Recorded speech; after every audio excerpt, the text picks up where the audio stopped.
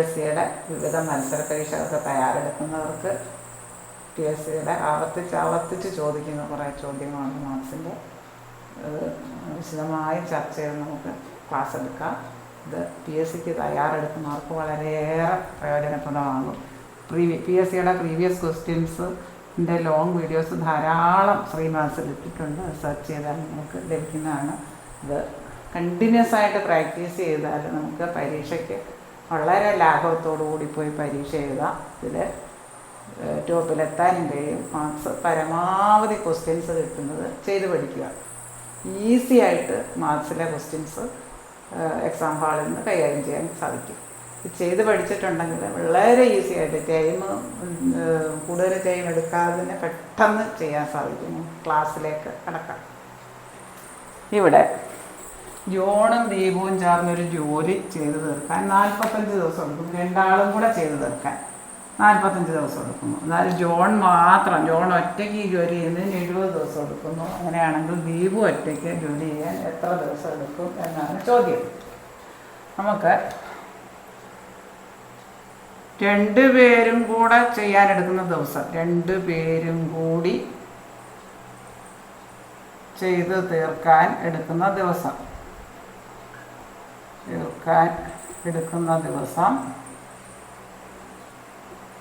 എന്ന് പറയുന്നത് എത്രയാണെന്ന് തന്നിട്ടുണ്ട്? 45. ഇപ്പം ജോണ് ഒറ്റയ്ക്ക് ചെയ്ത് തീർക്കാൻ എടുക്കുന്ന ദിവസം എ എന്നും ദീപു ഒറ്റയ്ക്ക് ചെയ്ത് തീർക്കാൻ എടുക്കുന്ന ദിവസം ബി എന്നും ആണെന്നിരിക്കട്ടെ. ഇനിയാണെങ്കിൽ രണ്ടുപേരും കൂടി ഒരുമിച്ച് ചെയ്ത് തീർക്കാൻ എടുക്കുന്ന ദിവസം കാണാനൊരു ഷോർട്ട് കട്ട് ഫോർമുലയുണ്ട്. നമുക്ക് അങ്ങനെ എടുത്താൽ എളുപ്പം ചെയ്യാൻ പറ്റും. AB/A+B ആണ് രണ്ടുപേരും ഒരുമിച്ച് ചെയ്ത് തീർക്കാൻ എടുക്കുന്ന ജോലി ചെയ്ത് തീർക്കാൻ എടുക്കുന്ന ദിവസം എന്ന് പറഞ്ഞാൽ ജോൺ ചെയ്ത് എടുക്കാൻ എടുക്കുന്ന ദിവസം ജോൺ ഒറ്റയ്ക്കുള്ളത് എയും ദീപു ഒറ്റയ്ക്കുള്ളത് ബിയും എടുക്കാം. അപ്പോൾ നമുക്കൊരു ഷോർട്ട് കട്ട് ഫോർമുലയാണ് അത് ചെയ്യാൻ.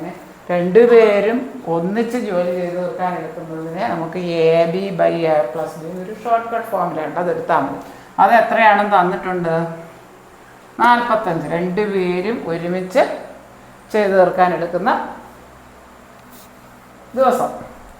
ഇനി നമുക്ക് ജോണ് ചെയ്ത് തീർക്കാൻ എടുക്കുന്ന ദിവസം നമുക്ക് തന്നിട്ടുണ്ട്. എത്രയാണ്? 70. ജോണ് ചെയ്ത് തീർക്കാൻ എടുക്കുന്നത് എ, അത് 70. അതായത് എക്ക് വില കൊടുക്കാൻ ബി അങ്ങനെ തന്നെ ഇടാം. 70B / 70+B = 45. ഇനി ഇത് ക്രോസ് മൾട്ടിപ്ലൈ ചെയ്യാം. നമുക്ക് ക്രോസ് മൾട്ടിപ്ലൈ ചെയ്യാം. 70B = 70 × 45 + 45B. ഇനി ബി രണ്ടും ഒരു സൈഡിൽ കൊണ്ടുവരിക. അതായത് 70B ഇതിങ്ങിപ്പുറം വരുമ്പോൾ -45B = 70 × 45 3150 വരും. അതായത് 70B ന്ന് 45B പോയാൽ എത്ര വരും? 70 ന്ന് 45 പോയാൽ 25. 25B എന്ന് പറയുന്നത് 3150 വരും. അങ്ങനെയാണ് ബി കാണാൻ 3150 / 25. 126 ഓപ്ഷൻ സി ആണ് ഉത്തരം. 126 ദിവസം എടുക്കും. അതായത് ബി എന്ന് പറയുന്നത് ദീപു ഒറ്റയ്ക്ക് ചെയ്ത് തീർക്കാൻ എത്ര ദിവസം എടുക്കും? 126 ദിവസം എടുക്കും. ഓപ്ഷൻ സി ആണ് ഉത്തരം.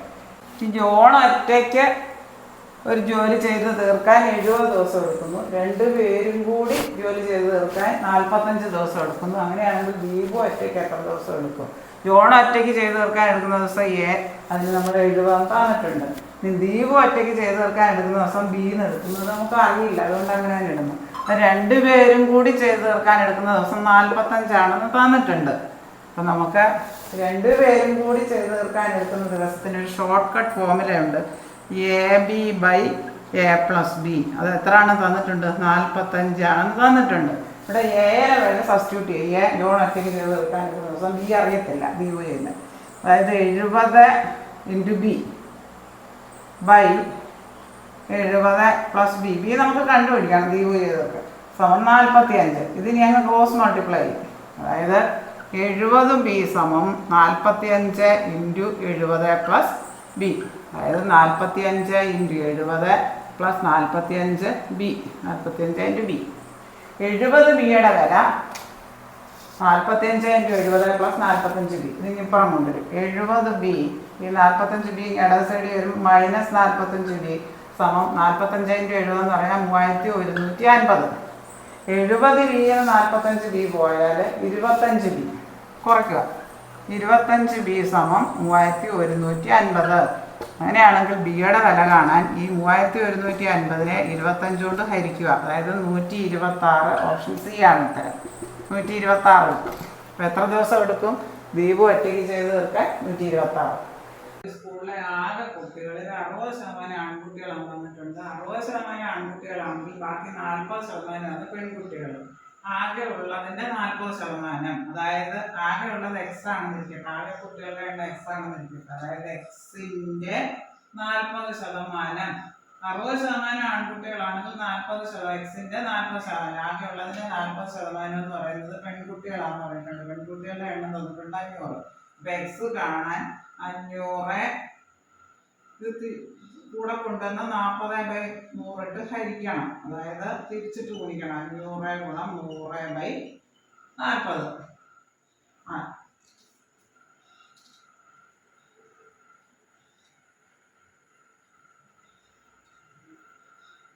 1250 കുട്ടികൾ വരും. ആകെ ഉള്ളതിൻ്റെ 60% ആൺകുട്ടികൾ. ആകെ ഉള്ളതിൻ്റെ 1250ൻ്റെ 60%, അതായത് 60/100.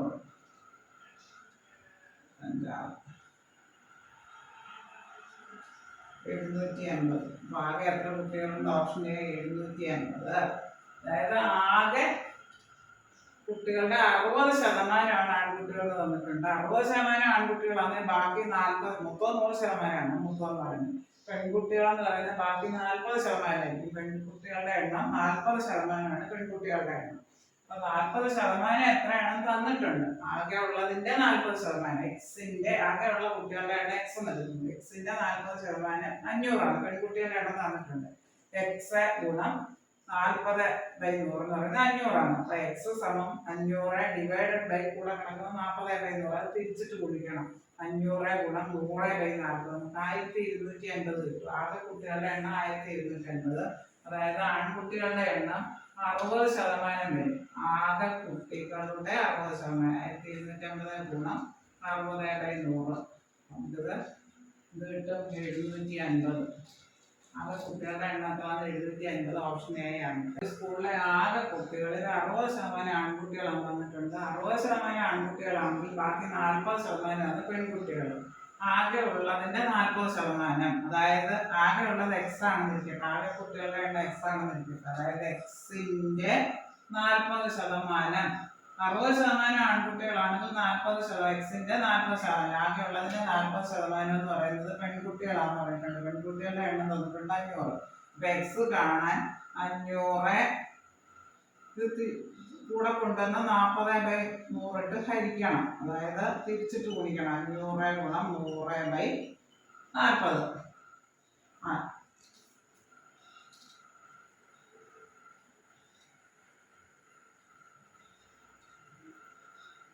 1250 കുട്ടികൾ വരും. ആകെ ഉള്ളതിന്റെ 60% ആൺകുട്ടികൾ. ആകെ ഉള്ളതിന്റെ 1250ന്റെ 60%, അതായത് 60/100.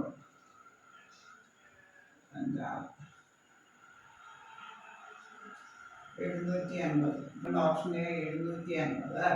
അതായത് ആകെ കുട്ടികളുടെ 60% ആൺകുട്ടികൾ തന്നിട്ടുണ്ട്. 60% ആൺകുട്ടികളാണെങ്കിൽ ബാക്കി 40, മൊത്തം 100%. മൊത്തം പറയുന്നത് പെൺകുട്ടികളെന്ന് പറയുന്നത് ബാക്കി 40%. പെൺകുട്ടികളുടെ എണ്ണം 40%. പെൺകുട്ടികളുടെ എണ്ണം.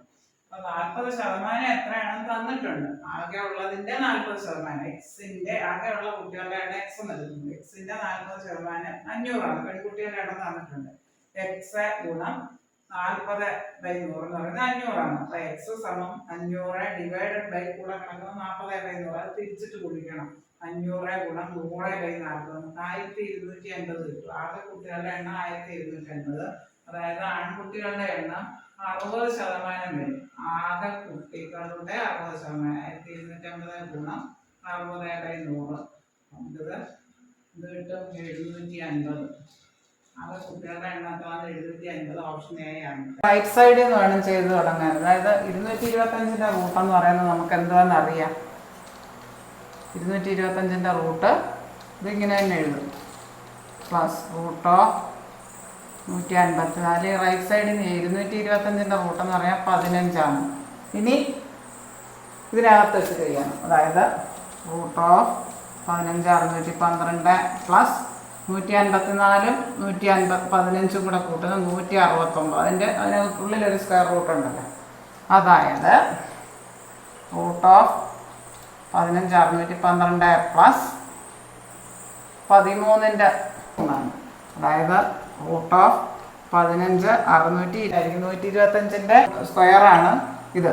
156 25. ഓപ്ഷൻ സി ആണ്. ഇതിൻ്റെ സ്ക്വയർ റൂട്ട് എന്ന് പറയുന്നത് 125. ഓപ്ഷൻ സി ആണ് ഉത്തരം. റൈറ്റ് സൈഡിൽ നിന്ന് ചെയ്ത് തുടങ്ങാം. ഇവിടെ റൂട്ട് ഓഫ് 225 എന്ന് പറയുന്നത് 15. 15 154 എന്ന് പറഞ്ഞാൽ എത്ര വരും? 169 വരും. അതിൻ്റെ സ്ക്വയർ റൂട്ട് എത്രയാണെന്ന് നമുക്കറിയാം. അത് എത്രയാണ്? 13. അപ്പം ഇത് 15. 15 154 എന്ന് പറയുന്നത് 169 വരും. 169-ന്റെ സ്ക്വയർ റൂട്ട് എന്ന് പറയുന്നത് 13. അതായത് 15 612 പ്ലസ് 13 15 625 വരും. അതിൻ്റെ സ്ക്വയർ റൂട്ട് എന്ന് പറയുന്നത് 125. 125-ന്റെ സ്ക്വയറാണിത്. ഓപ്ഷൻ സി ആണ് ഉത്തരം. Option 7 3/8 plus 11 1/2 minus 7 3/4 plus 5 5/6. അപ്പോൾ ഈ പൂർണ്ണസംഖ്യകളെല്ലാം നമുക്ക് ചെയ്യാം. 7 പ്ലസ് 11 മൈനസ് 7 പ്ലസ് 5. ഈ 7 മൈനസ് 7 കൂടെ കട്ടായി പോകും. അതെല്ലാം കൂടെ കൂട്ടുമ്പോൾ 16. അതവിടെ നിൽക്കട്ടെ. ഇതിന്റെ ഛേദങ്ങളുടെ LCM എടുക്കുക. 8 2 4 6 2 വെച്ചിട്ട് 2 4 8 2 1 2 2 4 2 3 6. ഇനി 2 എണ്ണമെങ്കിലും പറ്റും. നമുക്ക് 2 വെച്ചെടുക്കുക. ഏറ്റവും ചെറിയ പ്രൈം നമ്പറാണ് നോക്കേണ്ടത്.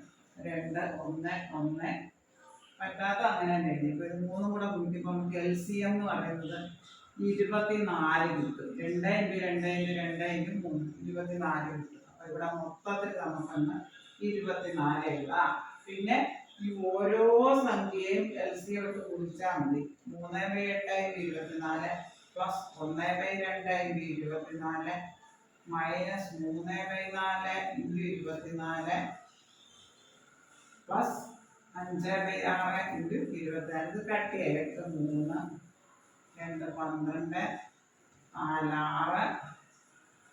4 സമം 3 × 3 9 plus 1 × 12 12 minus 18 plus 20 divided by 24. അതായത് 12 9 21. 21-ന് 18 പോകെ 3 3 20 23. അതായത് 23/24 കിട്ടും. നമ്മളൊരു 16 കണ്ടു വെച്ചിട്ടുണ്ട്. അപ്പോൾ 16 23/24 കിട്ടും. പൂർണ്ണസംഖ്യയാണ് ആദ്യം എൻട്രി ചെയ്യുന്നു. 7 + 11 - 7 + 5. ഈ 7 - 7 കട്ട് ചെയ്തോട്ട് 11 5 16 കിട്ടുന്നു. ഇനി ഛേദങ്ങളുടെ LCM കാണുന്നു. LCM എന്ന് പറയാൻ നമുക്ക് 24 കിട്ടുന്നു. 2 × 2 × 1 × 1 × 3. അപ്പോൾ LCM എത്ര കിട്ടുന്നത്?